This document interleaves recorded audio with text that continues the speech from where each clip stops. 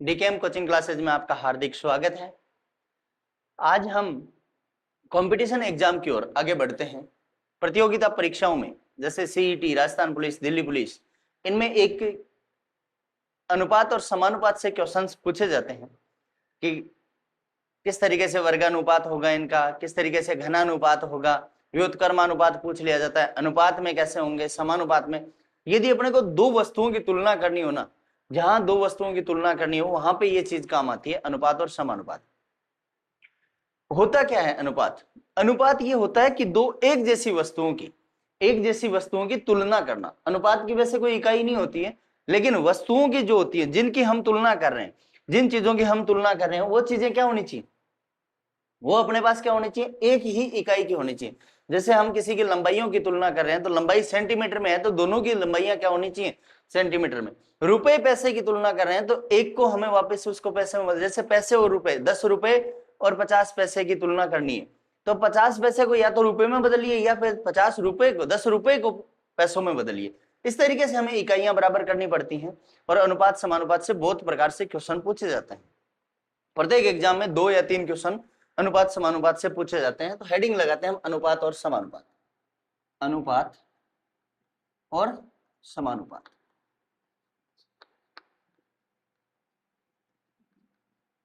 English में इसे बोला जाता है रेशियो एंड प्रपोर्शन। अनुपात एंड समानुपात। अनुपात क्या चीज होता है? किसे कहते हैं अनुपात? ऐसी कौन सी इकाई है जिसको अनुपात कहा जाता है? अनुपात होता है दो या दो से अधिक समान प्रकार की वस्तुओं, दो या दो से अधिक एक समान प्रकार की वस्तुओं, राशियों या वस्तुओं बोल दो, राशियों बोल दो, उनके बीच की तुलना है जो हमेशा एक वस्तु को दूसरे का कितना गुणा है या कितनी ज्यादा है, कम है, ये चीज डिफाइन करती है। तो अनुपात के बारे में लिखेंगे हम। दो या दो से अधिक, दो या दो से अधिक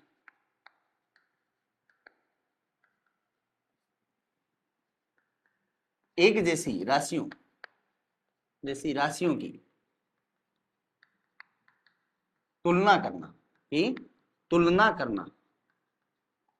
अनुपात कहलाता है। तुलना करना अनुपात कहलाता है।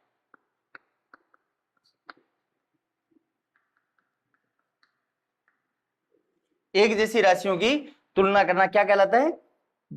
अनुपात कहलाता है। और ये दर्शाता है, अनुपात क्या दर्शाता है? कि एक राशि, यह दर्शाता है कि एक राशि दूसरी की कितनी गुना है।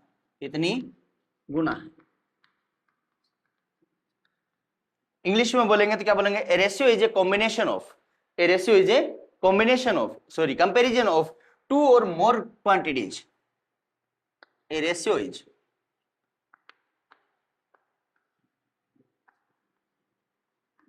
comparison of two or more quantities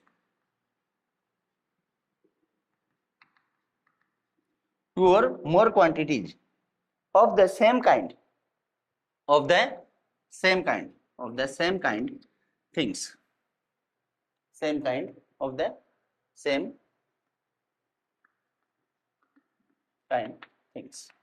एक जैसी वस्तुओं की, एक जैसी जो एक ही प्रकार की जो भी हों, राशियां हों, एक ही प्रकार की जो राशियां होती हैं, एक ही प्रकार की थिंग्स होती हैं, उनका क्या होता है? रेशियो। ये दर्शाता है कि एक राशि दूसरे की कितनी है। How many times of one quantity of other, how many, it shows how many times of one thing to another. एक वस्तु दूसरे वस्तु की कितनी गुनी है। अनुपात को दर्शाया कैसे जाता है? इसे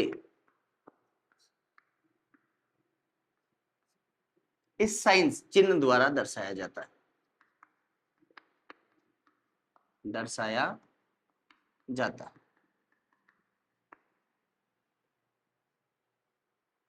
ratio is denoted by, ratio is denoted by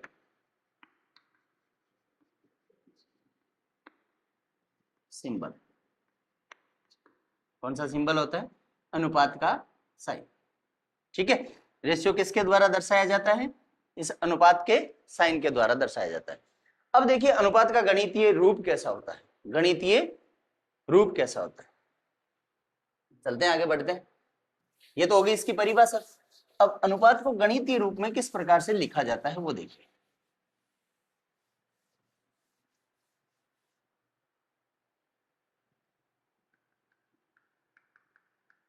गणितीय निरूपण,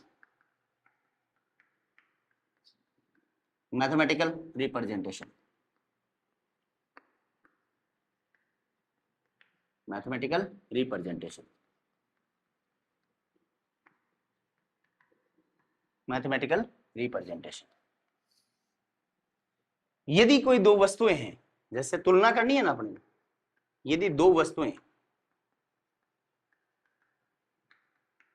ए और बी, ए व बी हैं, तो इन्हें ए अनुपात बी या ए बटा बी के रूप में दर्शाते हैं। If two things are A and B, if two things are A and B, then we denoted by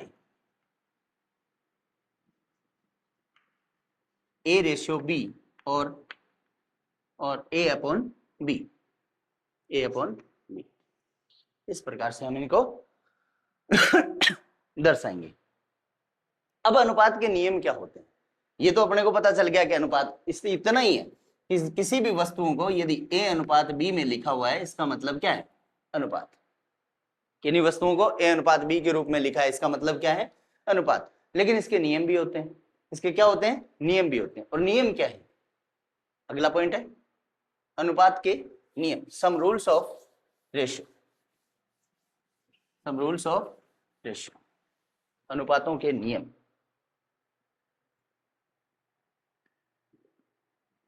अनुपातों के नियम,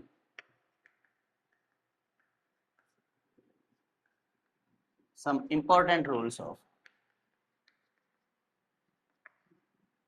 rule of ratio, अनुपात के नियम। सबसे पहला और मोस्ट इंपॉर्टेंट नियम है जो मैंने आपको पहले थोड़ी देर पहले जब चैप्टर स्टार्ट कर रहे थे हम बताया था, अनुपात की कोई विमा नहीं होती, अनुपात की कोई इकाई नहीं होती, अनुपात की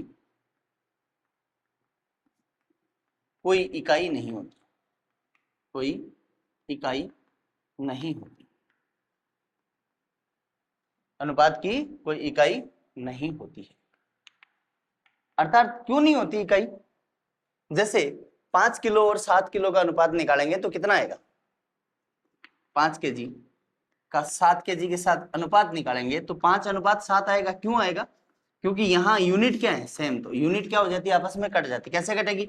5 kg upon 7 kg, 5 kg upon 7 kg, KG से केजी कट जाएगा। A ratio has no units, a ratio has no units. English में कैसे लिखेंगे इसको? A ratio has no units, a ratio has no units. Ratio में कोई भी unit नहीं होती। अब देखिए दूसरा नियम, दूसरा नियम ये कहता है, एक नंबर पे ये हो गया। सेकंड नियम, यदि अनुपात में, यदि अनुपात में दोनों ओर एक ही वस्तु से गुणा कर दिया जाए,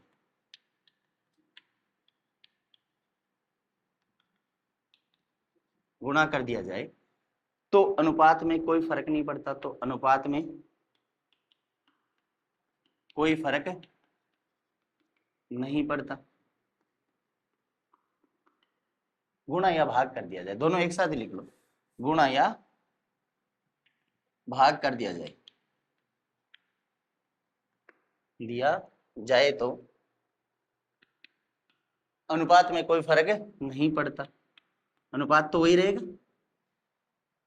मल्टीप्लाई और dividing both terms of A ratio, multiplying और dividing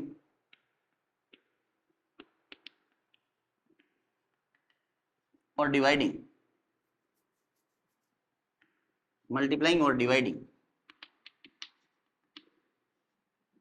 both terms of a ratio, both terms of a ratio, both terms of a ratio by the same number, by the same number,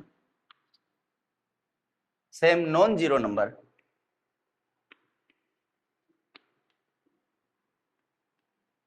does not change its value। जब हम अनुपात और समानुपात में, अनुपात और समानुपात के किसी भी दोनों और किसी भी संख्या से गुणा कर दे या किसी भी दूसरी वस्तु से गुणा कर दें तो उसके वैल्यू में, उसके मान में किसी प्रकार का कोई फर्क नहीं पड़ता है। देखिए एग्जांपल,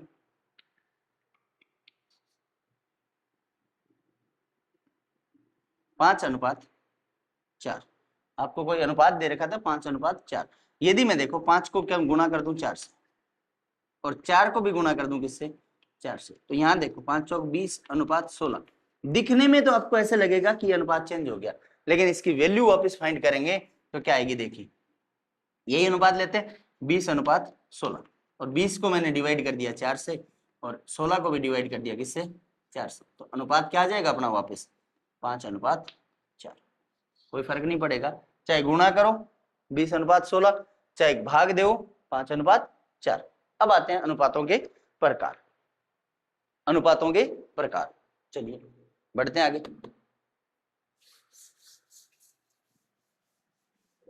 अनुपातों में बस 2 ही रूल है और कोई मेन मोटे रूल नहीं है कि अनुपात की कोई विमा नहीं होती। दूसरा, अनुपात में यदि दोनों तरफ एक ही जैसे एक ही यूनिट से गुणा करें, एक ही इकाई से गुणा करें तो भी कोई फर्क नहीं पड़ता। अगला देखिए, अनुपातों के प्रकार, अनुपातों के प्रकार, टाइप्स ऑफ रेशियो।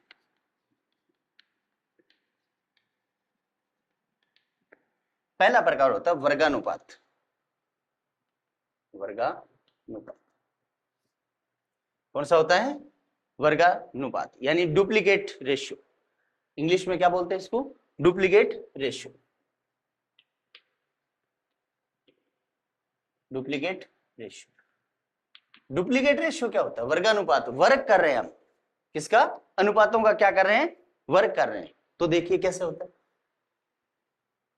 अपने को मान लो कोई अनुपात दिया गया है ए अनुपात बी का वर्गानुपात क्या होगा, ए अनुपात बी का वर्गानुपात क्या होगा, बराबर होगा, वर्गानुपात बराबर ए स्क्वायर अनुपात बी स्क्वायर, ए स्क्वायर अनुपात बी स्क्वायर होगा। The duplicate ratio of A अनुपात A ratio B, the duplicate ratio of A ratio B is A square ratio B square. देखिए एग्जांपल देखते हैं, क्वेश्चन आ जाएगा 5:3 का वर्गानुपात ज्ञात करें, वर्गानुपात ज्ञात करें, 5:3 का वर्गानुपात ज्ञात करें। तो कैसे ज्ञात करेंगे, to find the ratio, find the duplicate ratio of 5:3, find the duplicate ratio of 5, find the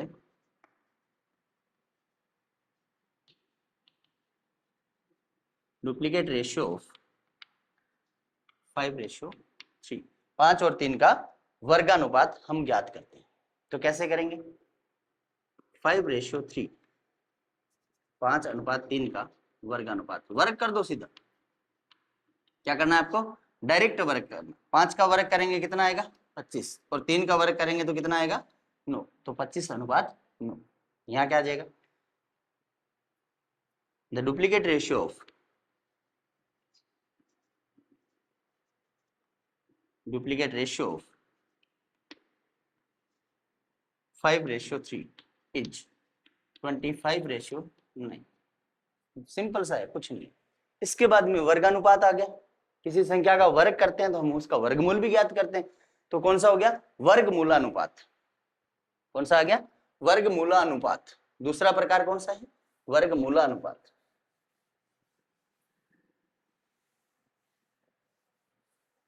second type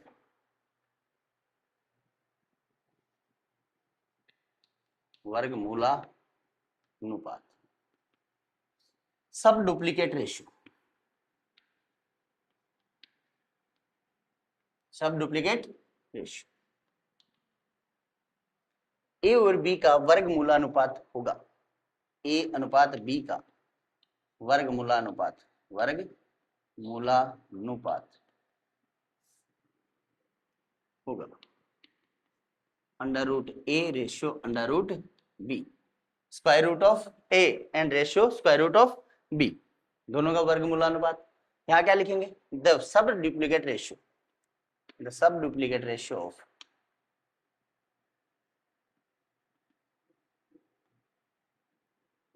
सब duplicate ratio of A/B is square root of A/ square root of B। जहां भी square root आता है वहां पे हम ये 2 नहीं लगाते ऐसे। स्क्वायर रूट का मतलब क्या होता है यहाँ 2, ठीक है। इसमें देखिए एग्जांपल देखते हैं 49:64 का। आपको वर्गमूल में संख्या दी गई होंगी, वर्गमूलानुपात ज्ञात कीजिए।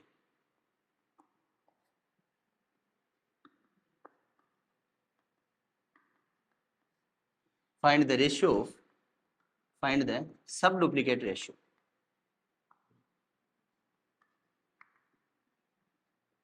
Find the sub duplicate ratio of sub duplicate ratio of कितना है 49:64। क्या होगा, कैसे फाइंड करेंगे, ऑप्शन आएंगे आपके पास, तो 49 और 64 का वर्गमूल निकाल के 49:64 का वर्गमूलानुपात, 49 और 64 का वर्गमूलानुपात 7:8 होगा। देखो ऐसे नहीं, ऐसे लिख दो √49 √64, क्या हो जाएगा 7:8। ये क्या हो जाएगा 49 और 64 का वर्गमूलानुपात। आगे है तीसरा घन मूलानुपात। कौन सा है घन मूलानुपात।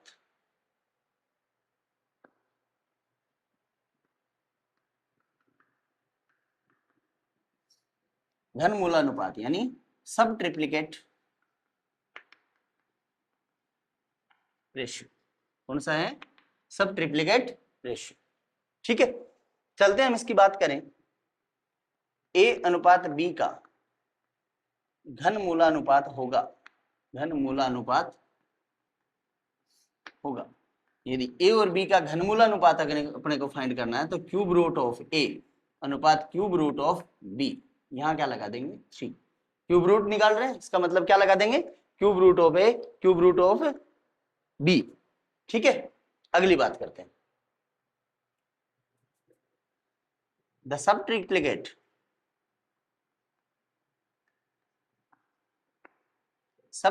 Ratio of A/B is cube root of A/ cube root of B, cube root of A/ cube root of B। Example देखते हैं, 27:64 का घन मूलानुपात ज्ञात कीजिए, घन मूलानुपात ज्ञात कीजिए। इंग्लिश में क्या बोलेंगे, find the ratio, find the sub triplicate ratio of सब ट्रिप्लिकेट रेशियो ऑफ 27:64 27:64 सॉल्यूशन करते हैं। 27/64 का 27:64 का घनमूलानुपात बराबर क्यूब रूट ऑफ 27 अनुपात क्यूब रूट ऑफ 64। 27 का जब क्यूब रूट करते हैं तो देखो कैसे करते हैं, 3 गुणा में 3 गुणा में 3। और 64 का किया जाता है तो कैसे किया जाता है, 4 गुणा में 4 गुणा में 4, अर्थात ये 3:4। कितना आ जाएगा, 3:4। यहां भी वही लिख दो, द सब ट्रिप्लिकेट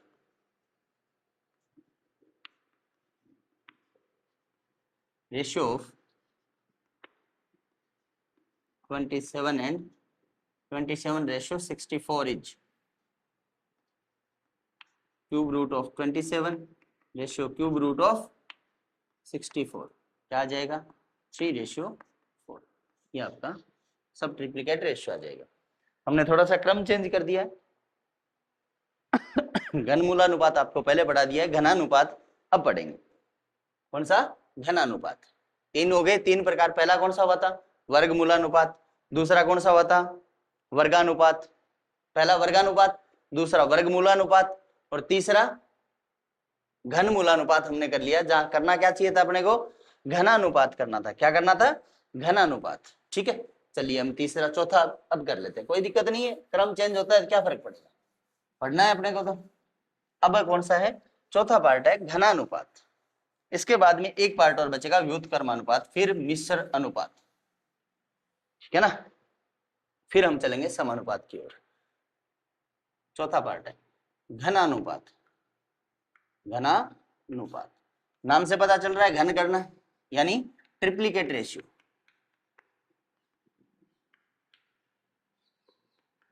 किसी भी नंबर को अगर 3 बार गुणा कर दिया जाए तो क्या प्राप्त होगा, घनानुपात अपने को प्राप्त होगा, यानी ट्रिप्लिकेट रेशियो। देखिए कैसे फाइंड करेंगे,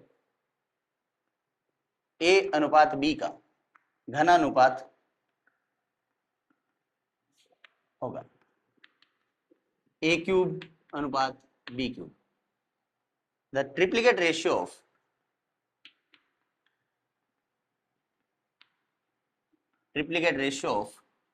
ए ratio B is A cube ratio B.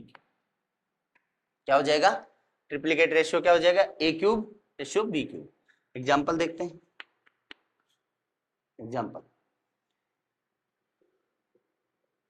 5:6 का घनानुपात ज्ञात कीजिए। घनानुपात ज्ञात कीजिए। Find the ratio, find the triplicate ratio, ratio of 5:6, 5:6, 5 और 6 का ट्रिप्लिकेट घनानुपात। सॉल्यूशन देखिए इसका, 5:6 का घनानुपात बराबर 5 की घात 3 अनुपात 6 की घात 3। और इसका मतलब क्या होता है, 5 गुणा में 5 गुणा में 5 अनुपात 6 गुणा में 6 गुणा में 6। क्या हो जाएगा बताओ, 125 अनुपात 216। लगभग आपको 10 या 15 तक घन याद होना चाहिए। क्या याद होनी चाहिए, 10 और 15 तक घन याद आपको याद होना चाहिए। आगे देखिए, पांचवा प्रकार अपना कौन सा आता है, मिश्रित,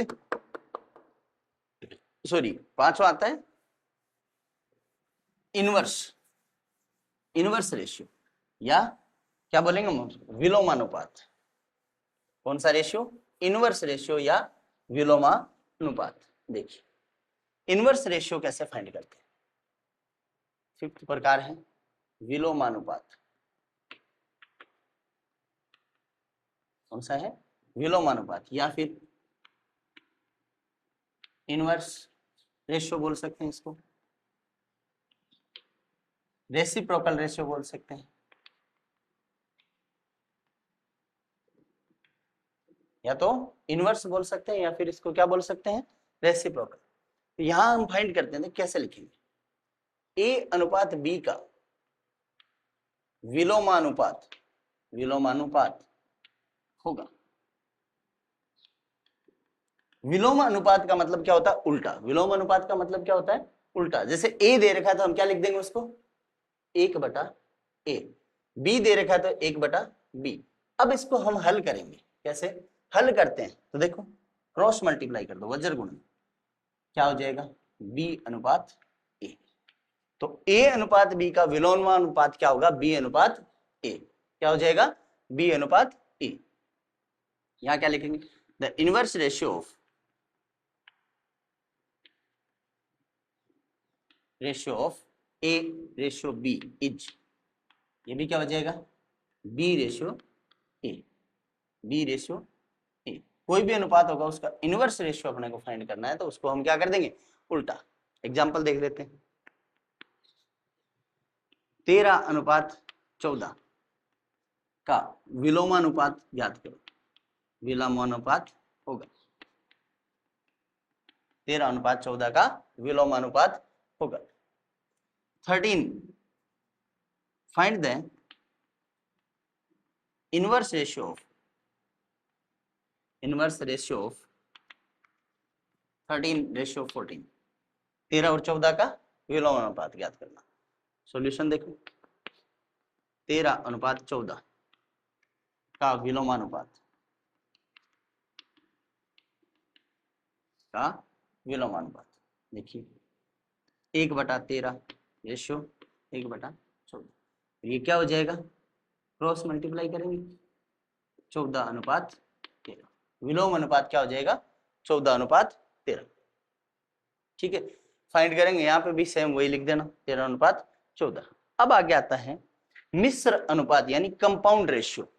पढ़ा इसका कौन सा पार्ट है, छठा। कौन सा प्रकार है, छठा प्रकार, मिश्र अनुपात या कंपाउंड रेशियो।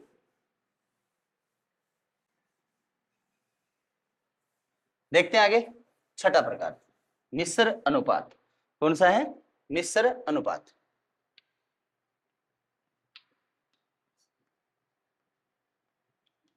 यानी कंपाउंड रेशियो, कंपाउंड रेशियो। क्या होता है कंपाउंड रेशियो, देखिए क्या होता है कंपाउंड रेशियो।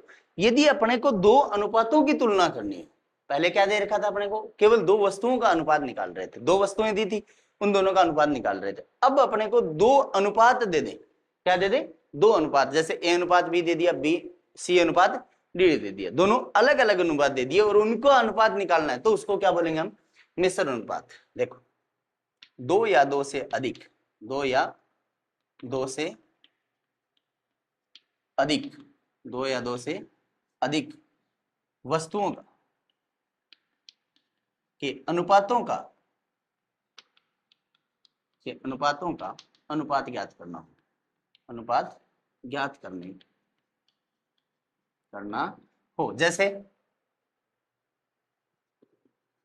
जैसे ए अनुपात बी एवं सी अनुपात डी, ये ज्ञात करना हो, ए अनुपात बी और सी अनुपात डी ज्ञात करना हो तो प्रथम दो वस्तुओं का गुणनफल, प्रथम दो वस्तुओं का गुणनफल तथा अंतिम दो वस्तुओं का गुणनफल, अंतिम दो वस्तुओं के गुणनफल, अंतिम दो वस्तुओं के गुणनफल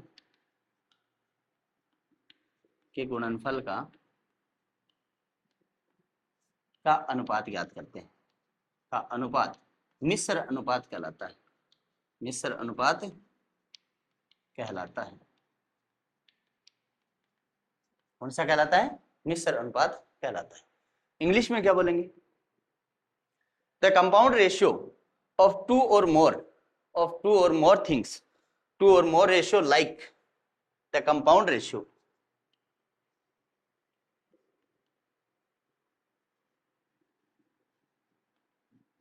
compound ratio of two or more ratio like A ratio B and C ratio D and C ratio D and C ratio D is the ratio of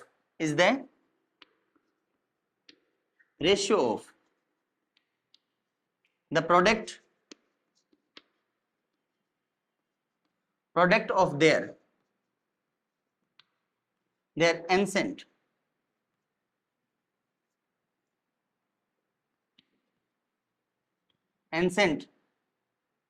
to the ratio of their consequence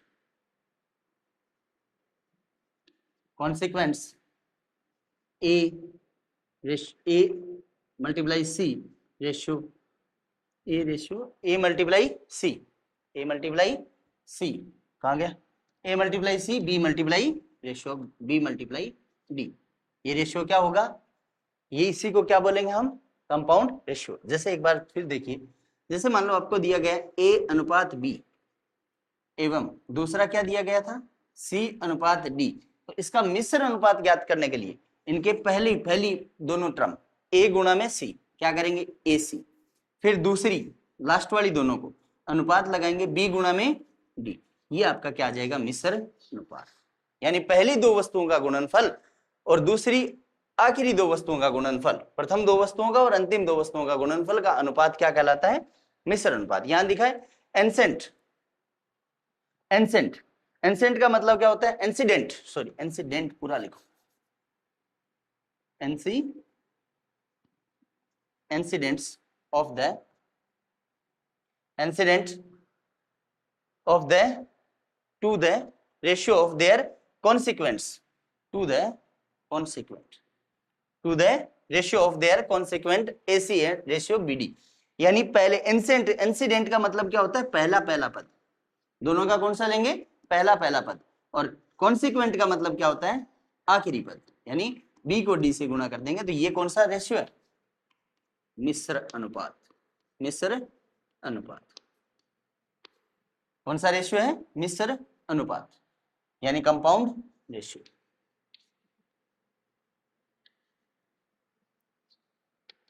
ठीक है, अब इसका example देख लेते हैं। Example देखेंगे, example कैसे करेंगे, find the compound ratio of, यहां ले रहा हूं मैं example, find the compound ratio of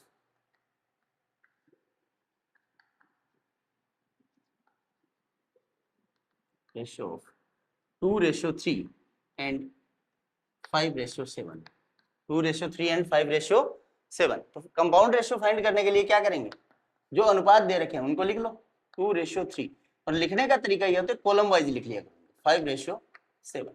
तो पहले इन दो का मल्टीप्लाई क्या हो जाएगा 2 × 5, रेशियो में क्या आएगा 3 × 7, यानी 10:21, क्या आ जाएगा 10:21। ये क्या आ गया, कंपाउंड रेशियो। यहां तक आपके अनुपात का जो टॉपिक है, ये दो पार्ट है, इसमें दो पार्टों में पढ़ाऊंगा। अनुपात आज अपना कंप्लीट होता है, अनुपात पे आधारित क्वेश्चंस कीजिए। समानुपात का जो चैप्टर है वो पार्ट आपको कल के वीडियो में जरूर मिल जाएगा, वहां पढ़ेंगे हम समानुपात, फिर हम पढ़ेंगे अनुपात और समानुपात पे आधारित कुछ क्वेश्चंस, किस प्रकार से पूछा जाता है, कैसे समानुपात देखने के बाद में मध्यानुपाती, तृतीयानुपाती, चतुर्थानुपाती, वो चीजें सारी की सारी अनुपात और समानुपात दोनों में मिक्स्ड आएंगे। तो ये क्या होता है, आपका अनुपात का जो टॉपिक है यहाँ तक कंप्लीट होता है। 6 पार्ट होते हैं, इसके 6 प्रकार से आपको पढ़ना है, और इसी के आधार पर क्वेश्चंस, बहुत प्रकार से क्वेश्चंस पूछे जाते हैं। मेन मोटी बात यह है कि अनुपात सिर्फ दो वस्तुओं का अनुपात ज्ञात करने के लिए काम में ले जाता है। अनुपात की कोई भी विमा नहीं होती है। अनुपात को यदि अनुपातों को एक ही जैसे संख्या से गुणा कर दें या भाग दे दें तब भी अनुपात पर कोई प्रभाव नहीं पड़ता। धन्यवाद, आज की क्लास मिलते हैं अगली क्लास में इसी समय।